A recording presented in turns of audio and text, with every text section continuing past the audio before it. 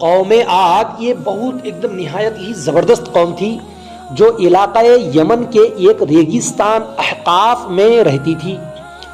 ان لوگوں نے زمین کو فسق و فجور سے بھر دیا تھا. چاروں طرف بے حیائی گناہ کے سب کاموں سے ایک دم زمین کو بھر دیا تھا، اور اپنے زور و قوت کے زعم میں دنیا کی دوسری قوموں کو اپنی جفاکاریوں سے پامال کر ڈالا تھا. یہ لوگ بت پرست تھے، یعنی ایک خدا کی عبادت نہیں کرتے تھے، اللہ کے علاوہ ہاتھوں سے بنے ہوئے بتوں کی پوجا کیا کرتے تھے. اللہ تعالیٰ نے ان کی ہدایت کے لیے حضرت ہود علیہ السلام کو مبعوث فرمایا. آپ نے ان کو درس توحید دیا اور جور و ستم سے روکا، تو وہ لوگ آپ کے منکر اور مخالف ہو گئے اور کہنے لگے آج ہم سے زیادہ زور آور کون ہے. کچھ لوگ حضرت ہود علیہ السلام پر ایمان لائے مگر وہ بہت تھوڑے تھے، یعنی کم ہی لوگ تھے جو ایمان لانے والے لوگ تھوڑے تھے. قوم نے جب حد سے زیادہ بغاوت و شقاوت پر قوم جب اتر آئی تو ان کی بغاوت اور شقاوت کا جب مظاہرہ انہوں نے کیا، اللہ کے پیغمبر کی مخالفت کی، تو ایک سیاہ رنگ کا ابر آیا. یعنی ابر کا مطلب بادل، سیاہ رنگ کا، کالا رنگ کا ایک آیا. جب کالا رنگ کا ابر آیا جو قوم عاد پر چھا گیا، اور وہ لوگ دیکھ کر بہت خوش ہوئے کہ پانی کی ضرورت ہے، اس سے پانی خوب برسے گا. مگر یہاں تو معاملہ کچھ اور تھا. کیا ہوا؟ اس میں سے ایک ہوا چلی. کس میں سے؟ ابر میں سے ایک ہوا چلی، اور وہ اس شدت سے تھی کہ اونٹوں اور آدمیوں کو اڑا کر کہیں سے کہیں لے جاتی تھی. اتنی خطرناک ہوا تھی. یہ دیکھ کر وہ لوگ گھروں میں داخل ہوئے اور اپنے دروازے بند کر لیے. جب انہوں اپنے دروازے بند کر لیے، ان کی سوچ یہ تھی کہ دروازے بند کر لیں گے، گھروں کے اندر گھس جائیں گے تو ہم کو کیا بھی نہیں ہوتا.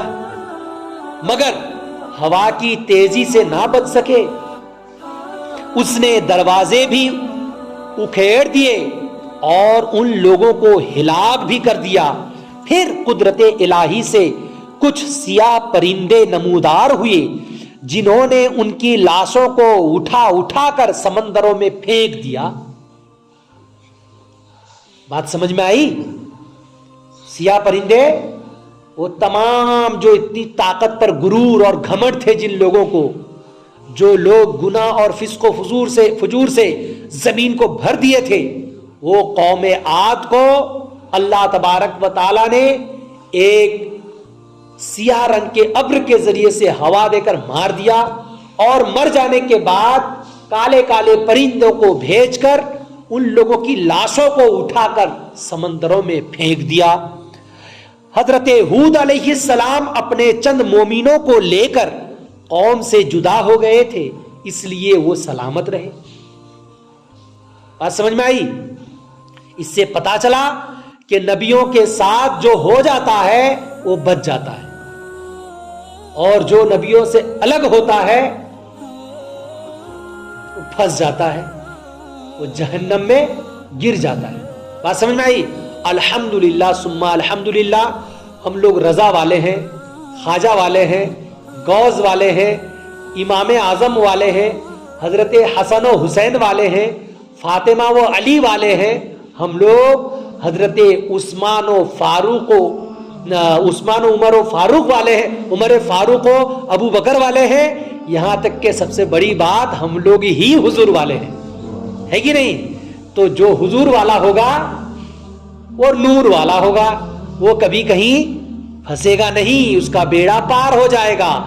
اور جو جن لوگوں کا میں نے نام لیا، ان لوگوں سے جڑے رہنے والوں کی جو مخالفت کرے گا جو ان بزرگان دین اور صحابہ کرام اور حضور کے سے بغاوت کرے گا، دشمنی کرے گا، ان لوگوں سے الگ ہو جائے گا، اس کا ٹھکانہ جہنم ہو جائے گا۔ اس سے سبق کیا ملا کہ خدا سے بغاوت اور اس کے رسول کی نافرمانی کا ایک نتیجہ یہ بھی ہے کہ یہ عناصر اربع مٹی، پانی، آگ اور ہوا بھی ہمارے لیے عذاب بن جاتے ہیں۔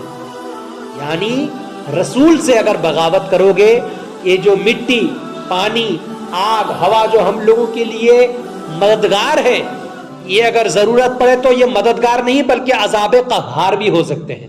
اسی لیے ہم لوگوں کو چاہیے اللہ اور اس کے رسول کے فرما برداروں کے ساتھ رہیں، اور جو ان کے مخالفین ہیں، جو گستاخ ہیں، جو بددین بے دین ہیں، ان لوگوں سے اپنے آپ کو بھی دور رکھیں، اپنے پریوار والوں کو بھی دور رکھیں۔ اسی میں نجات ہے۔